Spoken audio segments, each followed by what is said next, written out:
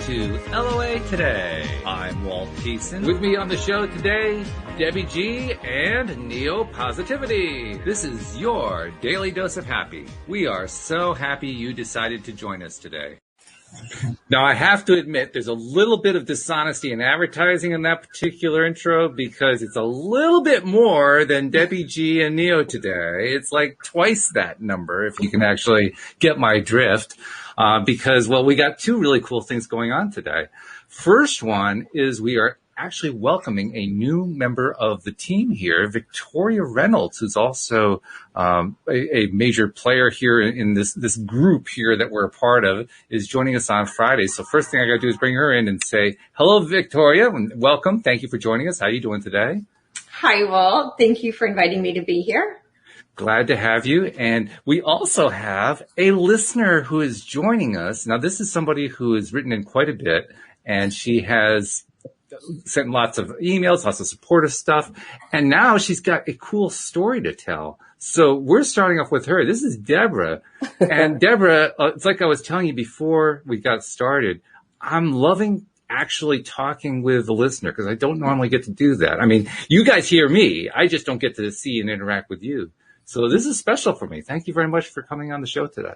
Well, you sure read a lot of my words, haven't you? Like certainly, and you're quite wordy, and in a good way too. It's lovely to be here. What fun! But we're going to go with you first because you have an interesting story to tell. So I'm just going to turn it over to you. I'm not even going to do an intro on it. I'll let you just bring it on. Tell us the way you want to tell it.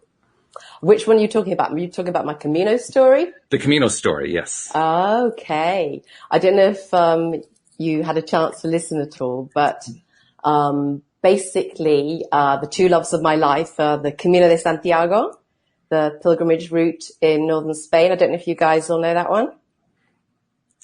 I'm not familiar with it myself. Okay. So it's a pilgrimage route in northern Spain. There are a lot of them. I don't want to be too long-winded about this, so cut me off if I get too verbose. You know that I will.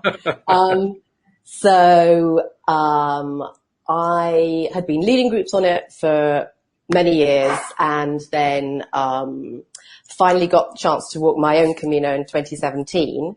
And this was all part of, I was already listening to your wonderful show. I'd been listening to lots of Pam Grout stuff, appreciation. I was just really feeling the vibe, really starting to, I hadn't come across Abraham or anyone by that stage. But anyway, so I was really happy to be walking the Camino with my husband of 19 years. Very nice. And we set off all full of the joys of spring and thinking it would be this beautiful walk across northern Spain. It's 800 kilometers. It's basically to Santiago de Compostela, which is supposedly the resting place of the Apostle St. James. So that's why the route is there. It follows the Milky Way. It's was also a pagan route. Anyway, so we were going to be walking this route, having a splendid time in nature, meeting people along the way. And what happens on these Caminos are what's called a pilgrim's family is formed. So you meet people near to the beginning and it's a very magical place to be. And everybody is giving of their best. You're all meant to be helping each other out. It's all in the spirit, obviously, of a pilgrimage. So it's very much my sort of place where you're allowed to be speaking with people. I love speaking with people. It's a very upbeat, beautiful sense of community that's formed. Anyway, so try to keep it as short as I can. You're doing very well. I'm trying. And so we set off and met these lovely other people. There were about 7 of us walking together. I had to go off to a work thing in Sarajevo for a few days, and I started to feel something very strange from my husband. He sort of wasn't answering my texts, and it was all got a little bit odd. And then when I came back, my friends, my Camino family said he's been acting very strange. We don't know what's going on. And basically he sort of, I think I said, what's happening? What is it? And he said, well, I'm not talking about it now. And he actually took off for 2 days. Yes, he took off for 2 days. And obviously I was worried. Finally he contacted me and was in a very, very strange place. And so I said, well, this is really not really not on, 2 days and I don't know where you are. He said, that's it. Ya terminamos, he's Argentinian chap. Ya está, ya terminamos, we're over, we're done. And Oh my God. yes. So, and knowing him, because obviously I bear him no ill will whatsoever now. It's, we're no longer together, bit of a spoiler alert there. But he just disappeared and I did not hear from him again. So basically I had the choice of going home, which is sort of what I assumed I would do because I didn't want to be this wailing woman walking with my friends and bringing them down. And my the main thing that was such a beautiful moment that sort of set off in process of healing and was that they said to me, you're staying with us, we're going to look after you. You're not going home by yourself. We know what you're like. You'll think you shouldn't be impinging on us. You shouldn't. And they said, we accept you unconditionally. We're going to take care of you. You do what you want. And so, my goodness. yes. So I sort of cried for the next 7 days or so, but the Camino is such a place of healing. It was an absolute, incredible experience. It was just, so healing. And that's a very sort of, so basically to how now having found, as Debbie well knows, the Thai practice, to me now the Thai practice, and the Camino, they're sort of one and the same. I very much found my way home, walked myself home and walked home with the community of Thai through doing the boot camp and that sense of community and oneness and connection and acceptance, all the things on the Camino, they're two direct parallels. And they just tie beautifully together. And yes, Debbie, I've done my last modules on the boot camp, and it literally was like coming home to Santiago, and just loads of coincidences and serendipitous things have just come in with just total sense of trust and joy that I found through the Thai practice as I found on the Camino. And it's, so. Wow. I managed to get it fairly short, didn't I, Walt? I guess, yeah. Well, this is a strange question to ask because of what happened, but do you feel like you were guided to that? Oh yeah, absolutely. No doubt about it. 100%. Yes, definitely. I think I was guided to both to the Thai practice and both to the Camino. Very definitely we all are. It's a soul calling. It's, definitely, little breadcrumbs that are left when you look back that you found along the way, because I heard about the Camino many years ago and I was like, I am doing that. I knew I was going to do it. And it is to raise the collective vibration on the Camino. I heard a very interesting thing actually yesterday that I didn't know, that the ley lines that are part of, the ley lines that follow I only heard about this yesterday, I'm not very sure. And they say it's actually the imprints of the chakras in the feet, that actually the imprint and the intention leaves an imprint actually in the soil, which form the ley lines, which I'd never heard that before, but it makes a lot of sense to me because there is such, a magic, and magic is real. I shan't be apologetic about that. There is a magic and such an energy on that Camino that heals and that inspires and it gives what you need. And as there's such an alchemy within the Thai practice as well, which calls you to it and gives you what you need and breaks you open. There's a beautiful Rumi quote actually, which applies to both, which is, that I'm sure you will have heard it, we're all just walking each other home. And that is it, both on the Camino and the Thai practice.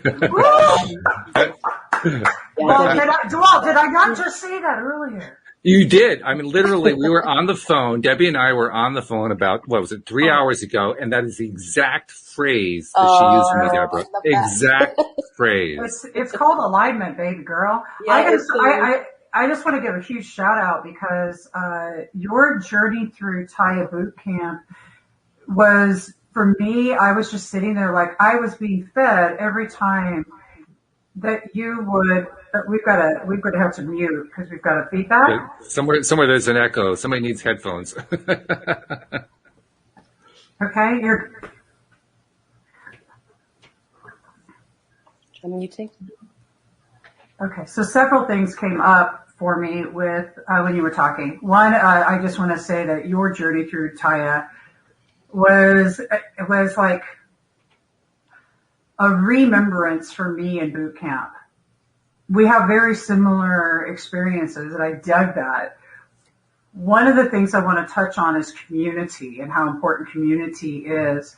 So I'm loving this story that you shared and about how people came together and held you through in that space and provided that space for you. I just left, 3 weeks of that experience and that environment. And there's something about the pure essence of us connecting as human beings on a human level, because we are human. We are here in this badass planet. Whoa. Jeez Louise, I'm like hardly anything in. All right. So I'm the bluebird. Now, we are here though on this planet to be here for each other. And I'm excited about everything that you're bringing forward. I'm excited about what's coming forward for you. And I love that you chose Taya, because now you're connected with all of us. And that makes me really happy. But I also want to say a big thank you, because you always boost morale. You boost people up. You're the one person who gets online and sees a post and says, you know what, you're a rock star. And you tell people that. You show up. She does. Oh, yeah. When if we're really showing up for each other, we're showing up with a heart connection. We're showing up for real. And I know what that means to show up for real. There's no anything about it. You're showing up with your heart and with love. And how can I be of service? How can I be of service? And I'm going to challenge the entire listening audience today to figure out how you're going to go be of service for someone this weekend and not expect anything in return, not put an agenda to it, not judge it, not put something to it, but just be human.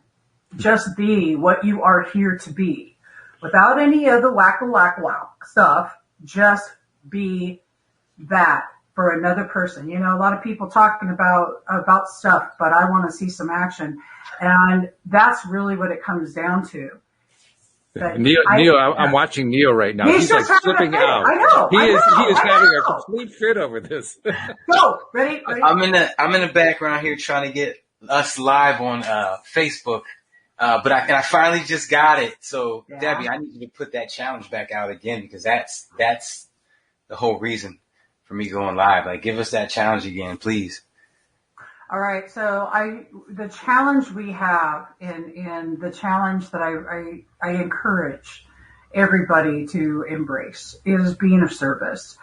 The very thing that you seek is seeking you, but it means to show up as that and to be that. And it doesn't mean I'm smarter than or less than or anything. I'm talking about showing up straight up on the front lines as a co-creator, as a person on this planet, as a human being, and ask somebody, what can I do for you today? And the person on the receiving end, the challenge becomes receiving and knowing that you are worthy of receiving, just as we are giving. So the challenge is to show up for people in this world this weekend. See where you can be of service and not talk about it. Don't talk about it. I don't want to hear about it. Nobody wants to hear about it, because then you're just martyring yourself. So don't BS yourself. All right. Just do it. Just go do it. Just be that. And then come back and talk about the heart connections that you've made, not the actual thing you did. Because you're not hearing me talk about Creststone and saying, oh, I did this, and I did this. No, I'm going to tell you, I got down into the trenches with people, and we loved each other and helped each other through, like what Deborah has been through. When you're faced with adversity, when you're faced with things, the true appreciation of the human being comes when you can actually hold them. And that's all you're doing. That's all you're doing. By the way, you're getting reaction in the live stream too. Louise is saying, I love this challenge. Thanks, Debbie. Joe Slicker putting his hands up. High fives. Julian, Joe, Donna. I mean, everybody's just jumping up here saying hello. So you're getting reaction there, girl. Well done. Really well done. We love reaction, guys. Now, since you're reacting, then go ahead and start thinking about how it is that I can implement that reaction. It feels good in the moment. Now step into it and be a badass, please. Because you all are. See, that's another thing. Deb, you went through Thai boot camp. Yeah, you stepped into your power. You're like, oh man, it's such a trip when you step into your power and you know you're worthy and deserving. But when you do that, then it's time to show up to somebody else and say, dear God, you are beautiful. So I'll just start that right now. We'll just start off and go on a round robin. You know what? I'm going to say right there, how could you not? And to people who haven't experienced this, they probably won't even know what I'm talking about. But once you feel that good within, you want everybody to feel like that. That's true. So you start doing things, but not everyone's so receptive to that. And then they start to, knock you down and less and less people are receptive to it. You got to stay up there. Don't reduce yourself to other people's freedom. Hell no. People let them talk smack. Actually, the fact of the matter is if you got somebody talking. Talk smack. Well, hell yeah. Because if you got somebody talking, baby, it's because you're doing something right. Now, we're going to just start right now with Deb. I want to just tell you that I see your light and your beauty. Look at her smile, everybody. Oh, God. It's huge. Right? And her glow about who she is. I'm actually more of an oral person. I hear more than I see. Not that I don't have eyesight, but my hearing is much better. And I was just hearing glow when she was talking. I was hearing glow. Yeah. Hearing glow. Dad, how does that feel? We hear your glow. Yeah. I love that. And it is as well, you having been through Thai boot camp, it is just, you can't stop it from shining, and it is just so glorious to see. And I'm seeing it now. I was just having a beautiful conversation with a woman who has just joined and feeling exactly the same insecurities as I was just, 12 weeks or so ago, and that same lack of worthiness and that same knowing that you're connected and knowing that you're light and knowing that you have that within you. But it's not a full-on knowing until you've actually been through it. It's sort of like a needle that I felt as if it was a needle that slowly tipped, and it got to like a tipping point, and then it goes from being a sort of knowing it to an absolutely trusting it to a full-on knowing it, and knowing that we're all just reflecting the same light. None of us, it's literally the same light that we're all reflecting, and that there is no all that ego stuff. There's nothing wrong with the ego. But to finally have come from that place of, and I have to thank you, Walt, for this, because you personally have been a big part of I hate to use the word journey, it's such a cliche, but I can't think of another word. But you personally, Mr. Thiessen, or however you went to pronounce it, have been a big part of my experience, shall we say. And because I found LOA today, but I don't know how many years ago, maybe 5. I don't know how long it's been, 4 or 5. I lose track of time. And I've been doing it almost 9 years. I lose track of time, so you're not alone in this. I mean, seriously.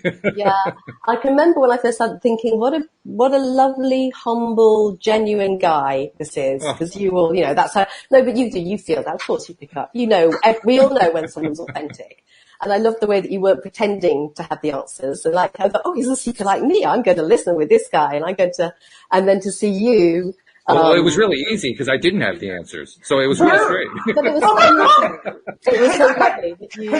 Can anybody raise their hands here if they have if they've got the answers? Because if that person's here, I'm fucking running. Yeah, right. Yeah. Sorry, guys, I just did it again. I'm gonna run.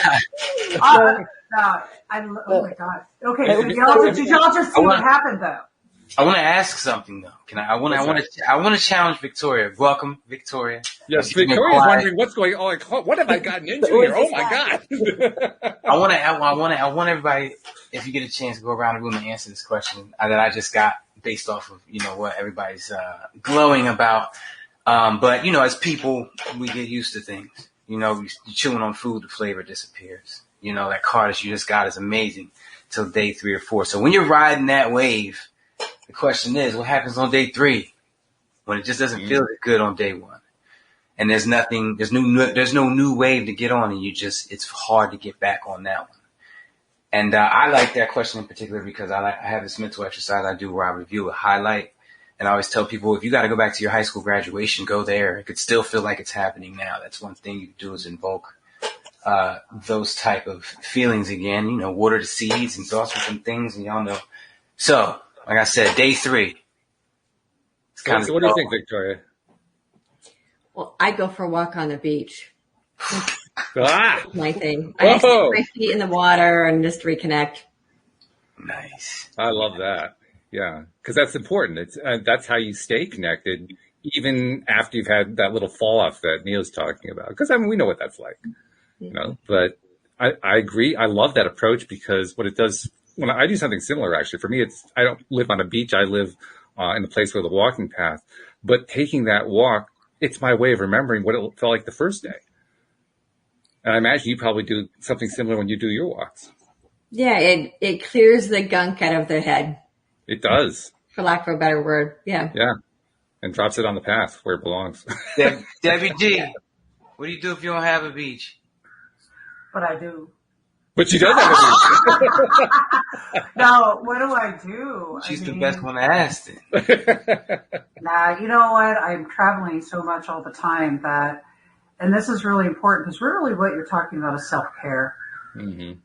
And how do you implement self-care, and how do you recognize that is necessary in your life, and how do you slow down? And that's what we're talking about, is when we slow down to become more present. Self-care means I'm tired, I'm stretched. If you're feeling a little irritable, whatever, what can you do to step out of that? Breath. Our breath. If you can't get to a beach, if you can't get somewhere, we use our breath. It's our life force. It's our chi. So we take a deep breath in, and Neo's got some great breath work that he does. Mm-hmm. But we take a deep breath in, and then just say thank you for the breath. That's Thank good.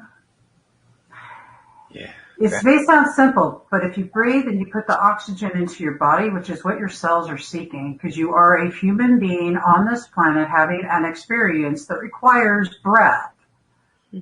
First thing you take, last thing you take when you leave. It's vital. Super duper important. So is what you're thinking. So as you're breathing, I'm going to encourage at a deep level of what can you be appreciative for. And I'm going to give you guys a simple little one right now. I was in Crestone. We were off the grid. Walt and I had a conversation today about... I know what's coming. Look, I appreciate toilets more than I've ever appreciated them in my life. I appreciate running water. But y'all, we don't even think about how that water gets into our homes. Nope. I'm going to tell you something. When you're off grid, it's a different life and it's a different way of being. But the level of appreciation that I walked away from for just the simplicity of that we have a home and whatever. So when we're breathing and you can't find something to appreciate, because right now your life stinks and you don't even know what to say right now because you're all up in your own head and in victim syndrome, which is fine because everybody goes there. Think about the fact that what is the simplest way for you to have radical appreciation for where you're sitting as you take your breath. Yeah, that's what that's what I say. I agree with you. I think you nailed it. I think you're absolutely right. But I got to go to Deborah because she's our special guest today. Do you have something special that you do? And what's your approach to stay on top of that curve that Neil was talking about? Because that is a challenge. Sure. Yeah. I love to go and just to be in nature. That is definitely my place. I'm so lucky here to be right next to the woods, so I can just grab the dog, Australian grab the dog and go out into nature. And that never fails. And And something which I've only come across very recently, which really surprised me that it had never occurred to me before, that really helps me to connect in nature, is to literally try and feel into the heart space, which sort of seemed crazy that it had never occurred to me to do that before, to be perfectly honest, But I'm finding that really, really great at the moment to actually try and see from there and to feel from there. And that really amps up the appreciation because, of course, we all know that appreciation is this massive superpower. And doing it from there, I found it quite astonishing how I can even calm down my crazy Australian cattle dog by doing it. That's got to be something in that. Absolutely. Okay, well, we got a theme going here, but now I got to throw it back to Neil because, Neil, you got to answer your own question. You can't just throw out a challenge like that without actually come up with an answer. So what's your answer? Whoa, you're muted there, guy. You're muted. My bad. I was over here clicking and stuff trying to post. That's all right. Yeah, it begins with waking up. If stuff just keep coming at you or you're just not conscious enough to wake yourself up more often, that's where it all starts, is just waking up from those average thoughts. And once you pull yourself out of that, the sky's the limit. It's all about where you take it. I like to put my toes in the sand like Victoria. However, I do it at the playground. In my head, it's in the Bahamas, but with my eyes closed, it's at the playground. But that's good. But let's say I can't get to a playground. I'm in a car or I'm stuck in the office or somewhere in a situation where things just aren't going right and life is just looking like doo-doo. I go back to my oneness, my oneness with God and how I wouldn't do that to me. And I've been doing all right so far, and I try to carry that as a baseline defense, tie a knot at the end of the rope and hang on type thing. I use all the other mental exercise and everything else I can before that, but as a last resort, when the situation is dire, then that's where I'll go. And I think for me, that's the catch-all. There is no losing outcome because I wouldn't do that to me. And then that just gives me the confidence to take on the world, and I just go hard from there. What you're saying sounds a lot like what Julian said in the live stream. He says, you are the answer. Yeah, that's it. It's the whole one. Julian, I want to hug you right now. That was really, and because it's true. One of the things that came up recently, I'm going to do a little shifty poo-poo if we could. Okay. Belief systems. Y'all, okay, this one's been I started talking to Walt today about belief system. Mm-hmm. And what a crock they are. What an absolute complete crock of poo. I don't know about y'all, but I didn't say it. I appreciate that, by the way. Totally, right? You and I both know what you're talking about, and you didn't go there, and I just got to, I got to commend you for that. Yeah, so. I get like a brownie button for that. So absolutely. One of the things that hit me it's really, really hitting me hard, is the right of every human being to have their own belief system. And to also know that most belief systems, I'm going to say all belief systems are probably just silly because as perspective shifts, so do our beliefs. And then I started looking at the belief, so I want to encourage now this allowingness and flow. If you say, well, I've always done this is the way I was brought up, and I've always done it this way. If you ever catch yourself saying that, that's a stop and ask yourself, oh, okay, does that still serve me today to do it the way that I've always done it? Or is it possible that I might need to shift how I see things? Our belief system. Now, when you run into people, I got time out. I got time out. No, I was just. He put me in time out. Y'all see how he did that? He even did it like he was an umpire in the thing. Time out. Go, baby. Tell me. I'm sorry. I know I'm going to forget. Always be improving, which means something has to change. Always. So there is no, should I change? No, be changing every day. Be a better person today than you were yesterday. Something can change. Something can change.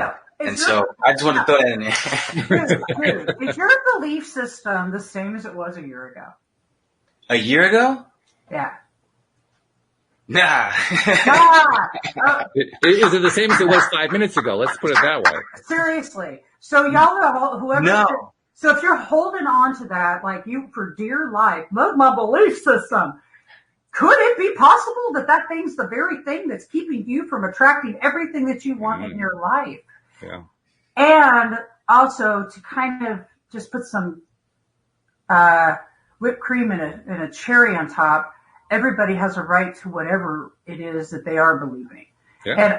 And I sometimes recently kind of said, well, I wanted to get judgy. That's all I'm going to say. However, I had to get in check with myself. And when I get judgy, I'm going to tell you all right now, I eat it real fast. I had a flat tire within 5 minutes of my judgy. I don't know about you all, but I manifest stuff so quick. I know. That's a real story, by the way. She's not just making that up as a metaphor. That actually happened. No, it didn't. It totally happened. Yeah. It totally happened. Now, the reason, I'm going to tell you all something about judgment and about belief systems and everything else. Really, what I ask myself is what value is it not meeting in my life? Is it not meeting my value for integrity and respect? Yes. But how I express that out to another human being needs to be with compassion and love. Mm-hmm. It doesn't need to be, I'm right, you're wrong, so you're an idiot, because that's the old way of being. So when I bring up belief and I bring up how that we view our life, whatever that we are holding on to as an anchor, let's say that you are so attached to this belief, and an attachment period is going to keep you constricted. It's attachments are constrictions, unfortunately. At least in my world.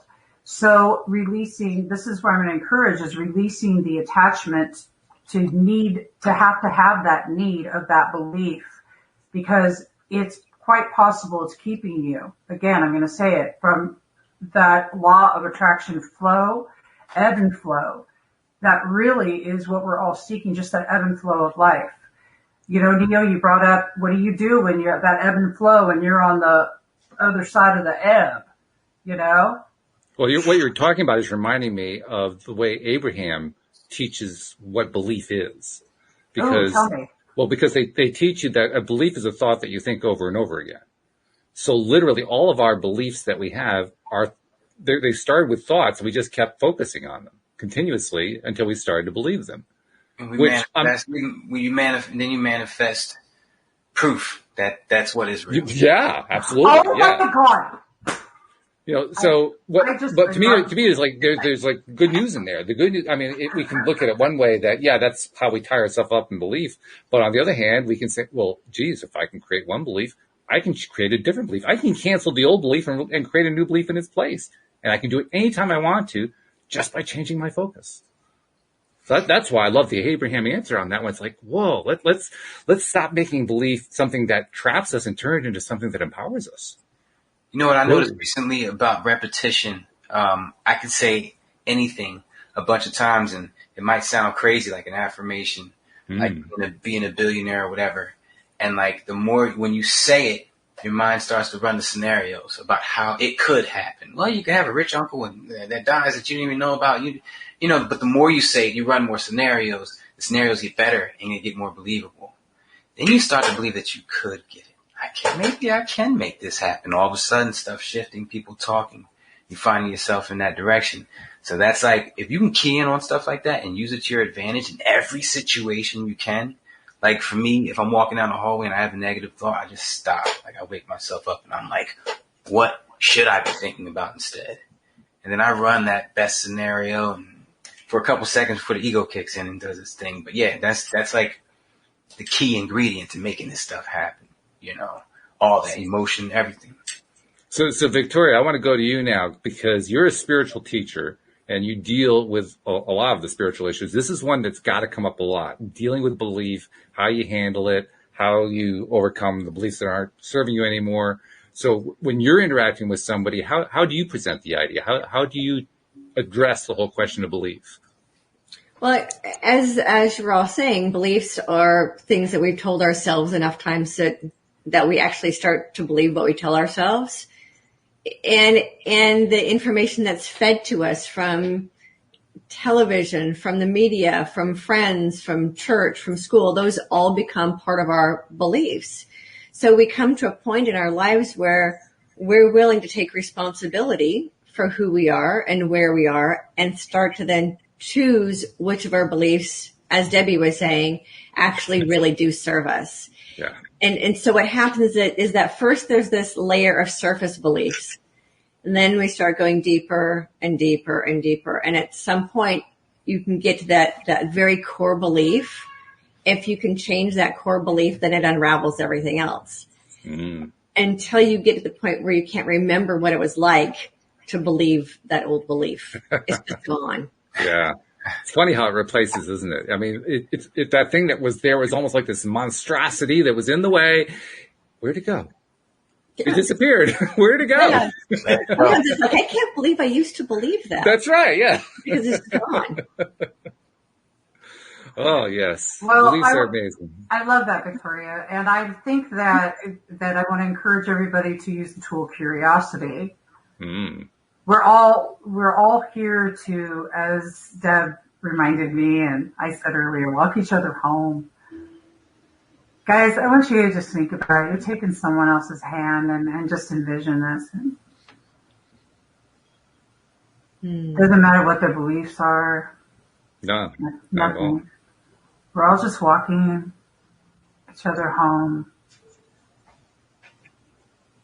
To be curious with each other. Just to be curious with each other and really it's a very warm space, what you're describing. Do you want to know? No, go ahead. Wait, just end with always remembering what's real for someone else. As we hold each other's hand and we continue on this journey, we're all sharing all of these things, but the simplicity of it all is really about us. It's about you, Walt, and you, Victoria, and you, Neil, and you, Deborah, and all of you listening and watching. We uncover these different perspectives, each of us having our own, each of us right within our own, because it's from our own reaccountment of life. But we're all sharing it, and the reason is that there is a different way to do this for those out there who are seeking and searching for a new way, a different way to do it. It's important that we help each other through that, where each of us are a guide. Once you've made it through the other side, there is no one greater than or less than. We are all guides. Deborah is now guiding those, and Taya, after already being through, a mentor, stepping into a space where she can now say, yeah, it's possible. You can change your belief system. Yeah, it's possible. Maybe that isn't working for you. Okay, it still is working for you. Okay, I love you anyway, because we're just holding each other's hands. But we're all here for one another. And I think that if we can remember that with compassion, that everything else just sort of unfolds. And Deborah, by the way, experienced that directly on her Camino. That's literally what she experienced. Yeah, I mean, when you were experiencing that particular aspect of what your newfound friends were doing for you, what did that mean for you, Deborah? I was flabbergasted, because I was still in such a place of a deep sense of lack of worthiness, and it just didn't occur to me. I was, as with many people who are in deep sense of lack of worthiness, a terrible people pleaser. And it never occurred to me that what I would turn myself inside out to do for other people, that they would do the same for me. So when I saw that being reflected back onto me, and saw that they saw that value and worth as a fellow human, to want to literally reach out and take my hand and walk with me, it was in and of itself, that was transformational, and just started. It was from then on that started that whole process, quite literally, yeah. And the truth, when you say transformational, you mean within yourself. Oh, 100, yes, absolutely. Yes. So talk about just for a second, what decisions did you make in the midst of that environment to transform yourself? Well, it started with, because the Camino will put in place exactly what you need and not what you want. Mm-hmm. And so it started literally with the very people that I was walking with. And, two of them were very assertive, women.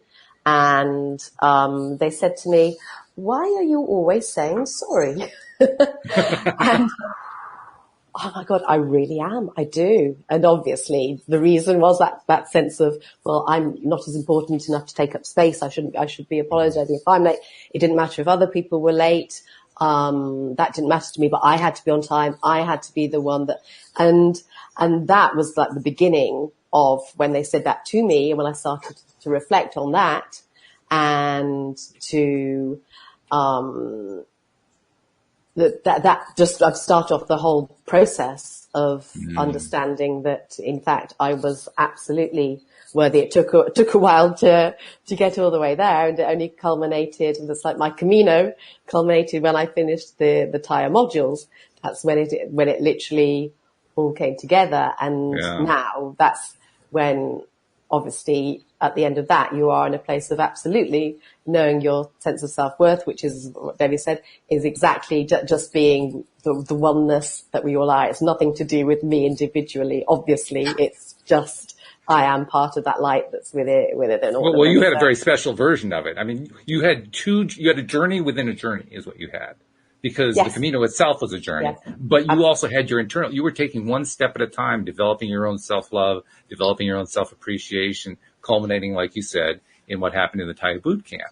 And that's really what this whole spiritual journey that we're on is all about. It's that one step at a time. I mean, Neo, you talk about stepping is like a big part of your summits, for goodness sake. That's a huge part of what you talk about. So tell us what your approach is in thinking about and approaching that one step at a time thing. Well, what's the end result? And I can walk you through one. Give me like an end result. Oh, you mean like a hypothetical one? Okay. Yeah. Well, let's use the one that Deborah just used. She was trying to achieve a greater sense of self-worth, self-love, self-respect. Well, first step is always wake up or get present. You know, you got to wake up from whatever thought you were just having or whatever scenario. Once you wake up, if you want to feel great, think about your first paycheck. Give you an example, kind of a mix of what you guys are talking about and what I was talking about earlier. I had one of the biggest days of my life a couple days ago. And today's just a normal day. It's already worn off. And I can go back and get it back pretty well to put me in a good headspace for the rest of the day and keep thinking about it. But tomorrow's going to be even harder. You know, and those are the moments where if I really, really want to get myself up, I choose something I'm really, really good at, and I either do it or I think about when I was doing it. Like for me, it's kind of sounds silly, but there's this video game that I like. That's all right. Nothing silly about a video game. They're popular these days, so you're okay. I bought the Oculus. It's a headset, virtual reality. I bought it so that I can spend more time in different places on the planet, especially in the middle of a stadium packed with thousands of people. That's how you manifest. Okay, yeah, I'm about that video game right now. Let's do it.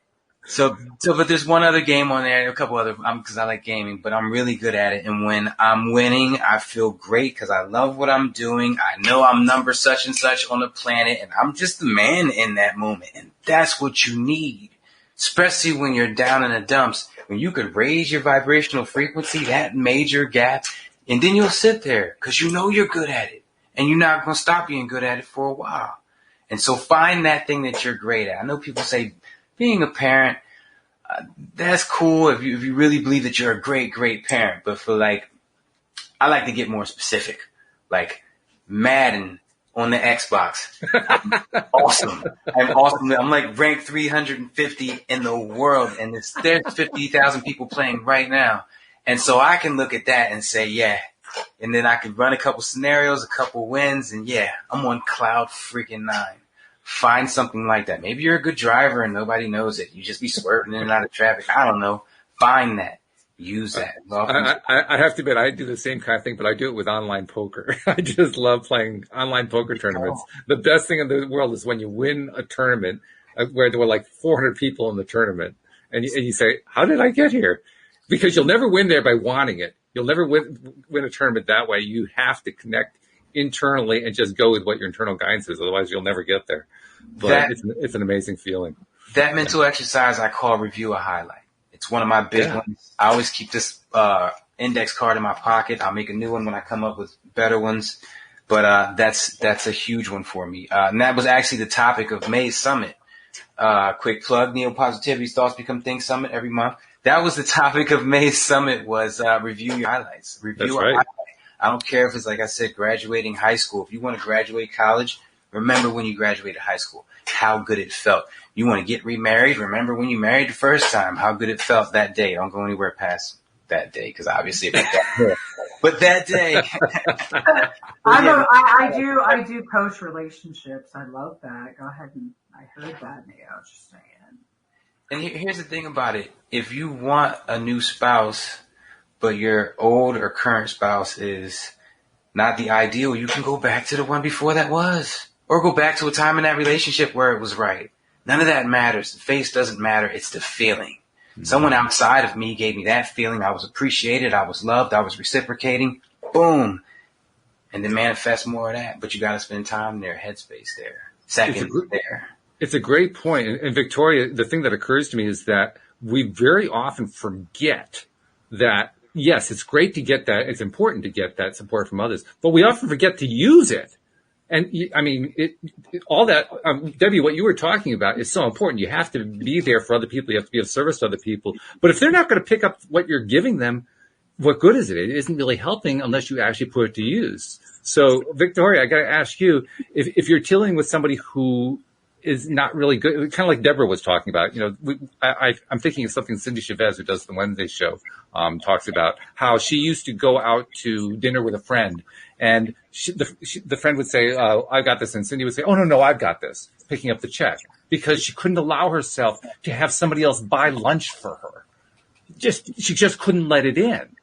So when you're dealing with that kind of situation, how do you help somebody get past to the point of saying, I deserve this help. I deserve this outreach that somebody's doing for me.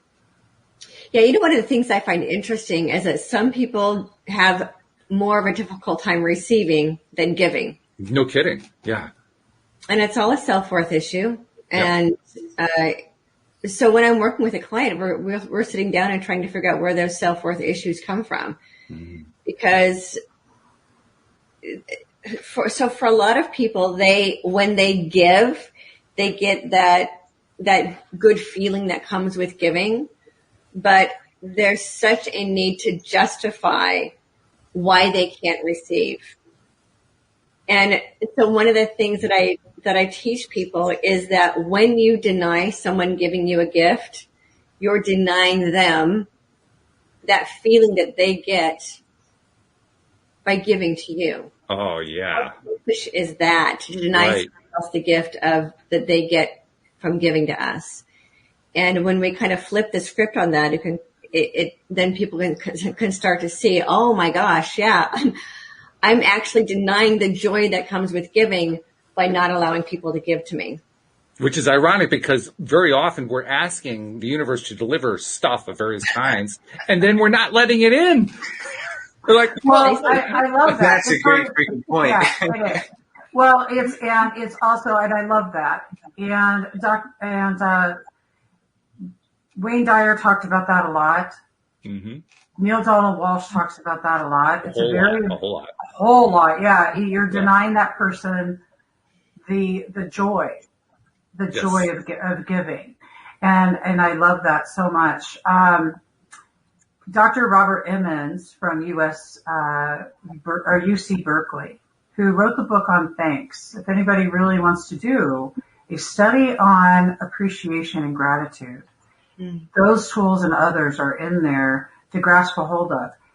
But I love that you said that. Now, can I just I'm going to broach another issue here. Okay. Sometimes we're giving, but that's because you're in your victimhood and you're being a martyr and codependent. Ooh, yeah. Okay. Sometimes you are in receipt because all you're doing is taking, because you haven't learned how to give. So take a look at your own behaviors. And then when we get down, the worthiness and deservingness, all of those things are one thing. The desperate need are our precious human need to be loved. So no matter how that it is unfolding in our life, there's one basic core reason. So if it's, look at all things, all like a diamond has many facets. Look at all the facets of a situation and all the facets. Why am I giving? All the facets. Why am I receiving? Why doesn't that feel good? You have your answer within you. And Victoria was correct, and Deborah was correct, and Neo's correct, and Walt's correct. It's all about your worthiness and deservingness. Now, I think the question was, how do you uncover if you're worthy and deserving?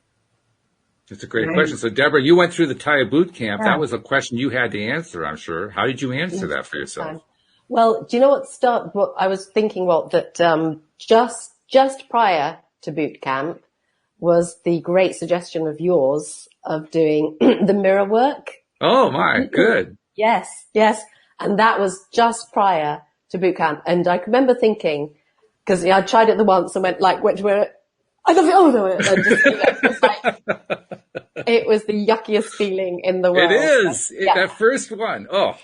And then I thought, if this big 6 foot, whatever, guy can overcome that, then I sure as hell can too. Well, I had an advantage too because of my height. The mirror was down here. I was up here, so I couldn't really look straight anyway. But yeah, your point's valid. Yeah. So that was massively helpful. And I have to say, when I did the the Louise Hay mirror work for 21 days is actually online free. I think it's a really great place to start. And I sort of thought by going through that, I thought, well, I'm upset, I know, I love myself, la, la, la, la. And, then when it comes to boot camp, holy, he calls it boot camp for a reason. Yes. And you will get your butt kicked. Oh my God. I love you. Do. And I always thought that Abraham, because I was a massive, I still love Abraham, but I was a massive Abraham devotee for years. And I always thought that what they said is that if you start digging, then it's a bottomless pit. Don't go there. Just turn your head away, focus on and don't ever start to go and try and dig in to those who just do not mention them ever again. Don't forget, the guy telling you about Abraham, so I was a little skeptical at first when I heard of the process of the journaling about where those issues came from, because I thought I did all that as a teenager. Really?